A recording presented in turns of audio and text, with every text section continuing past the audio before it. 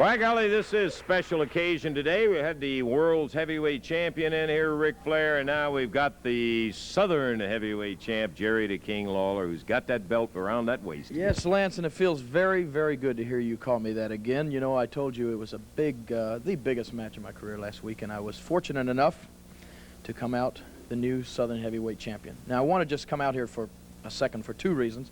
First of all, to clear up all of this, you know, I thought I was going to have to send you a shovel out here because it was getting pretty deep a few seconds ago with Hart out here saying that he won the belt for me, and now I see he's even got my cousin Carl out here, and he's probably got his head a little going in the wrong direction, but it will only take me a few minutes to straighten that young man out. And as far as Hart thinking that he ever won anything in his life, he's sadly mistaken, Lance. I beat the man with very, very little help from Jimmy Hart, I might add. He was there as a diversion, but I want to make this clear. You know, I had people telling me all along that, King, are you going in the first family? Are you teaming back up with Hart? Well, let me assure you that nothing was ever further from my mind because, you see, I used Hart. I made a fool out of Hart.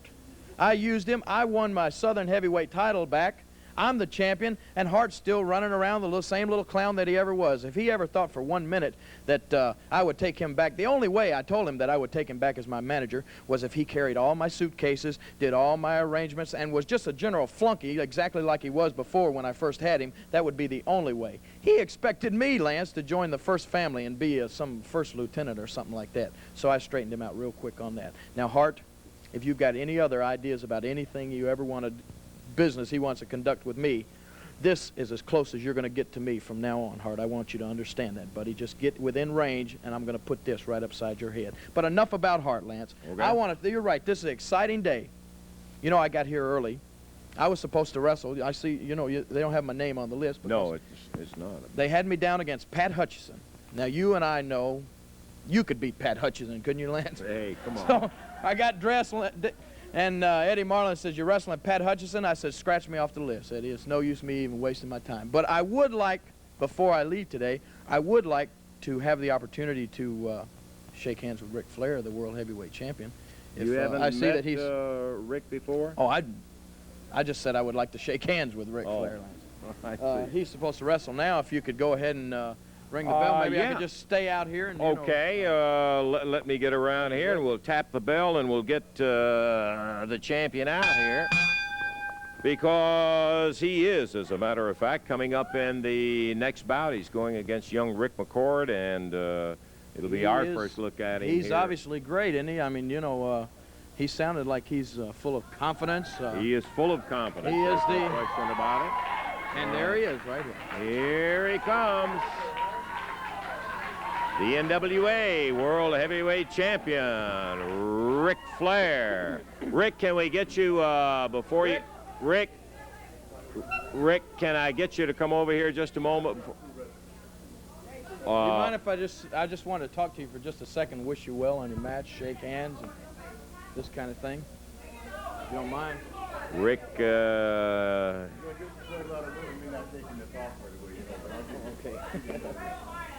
Plenty of time for that. Plenty of time for that.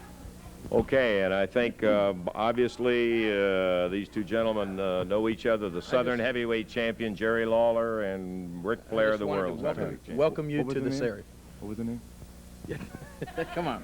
You know me as well as you know. Well, you don't know Lance, but you know we've wrestled on a lot of cards in Florida just a couple of weeks ago. Jerry Lawler, you know that, right? I mean, you know, I understand. I understand completely. Look, he's got that little devilish smile there. I know Rick very well. I agreed to come to Memphis, Tennessee because the world champion should give everyone an opportunity to see big-time professional wrestling at its best.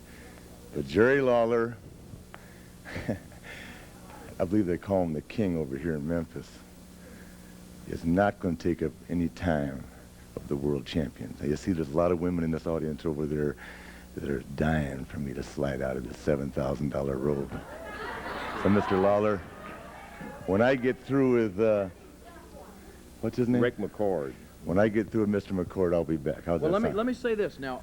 It's all, you know, it's plain to see that you are here for one reason, and that is to impress all of these pretty women that you see sitting in the audience, and there are some pretty ones. You know, I heard you say that you had heard a lot about this area, about, you know, that maybe it was all rednecks and that kind of thing down here. But I think you can see from the people here that you were misinformed. And you want to, being the world champion that you are, the great, undoubtedly, as you said earlier, the greatest wrestler in the world today. Is that right? Well, okay. What you need to do here. I couldn't have said that better myself. Okay, Thank you. fine. Oh, hey, you won't get any arguments from me.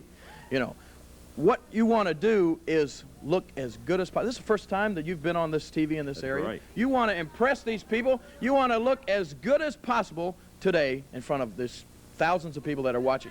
Now, I'm going to tell you something about Rick McCord. Now, I like Rick McCord, and this is no offense to Rick at all, but Rick is a young wrestler. He's fairly inexperienced, and I think it's safe to say that Rick has never won a match here on this television. Am I correct? I don't remember it if he did. I'm not saying that as a knock to Rick. I'm saying it because the man is inexperienced. Now, were a man of your caliber to go in the ring there, you being the world heavyweight champion, were you to go in there and beat Ric Flair, and beat Rick McCord, you really aren't going to impress anybody. I mean, when you step in the ring, you wouldn't be able to walk in that audience and get one person to say that that man has a chance against you. You know, you and I just aren't communicating on the same level. You see, these people are here. I could go in there and wrestle a broom. They're here to see Ric Flair. Now, I'm telling you, I gave Memphis a little credit. Memphis has shown me a little bit more than I thought ever possible in the city of Memphis, Tennessee. But you don't seem to understand, these people over here have come to see me against anybody. It could be you. It could be, who's the little guy with the dark hair? What's his name? What do they call him? Bill Dundee. Oh, Bill Dundee. It could be anybody. Ric Flair, the greatest. Ric Flair, the legend. Ric Flair, your world champion, and all these people out here, world champion. So, makes no difference. You want me to wrestle somebody else? Give me somebody else. Competition is all secondary next to Ric Flair. Wow. Rick, excuse me, just one more second. You just said the magic words there. If you are the world heavyweight champion, there's no doubt in anybody's mind. You wear the gold, you're the greatest wrestler in the world today. So like you said, it shouldn't matter who you wrestle. Nobody's in your caliber, right? Well, why don't we let Rick go on back to the dressing room, and I had a match scheduled very similar to this man right here. If you don't mind, why don't you and I go in the ring? Now listen, like I said, no, wait. Listen, wait a minute, Rick. I think the folks like that. It's obvious to you that even I'm not in your caliber. Nobody in this area is in your caliber.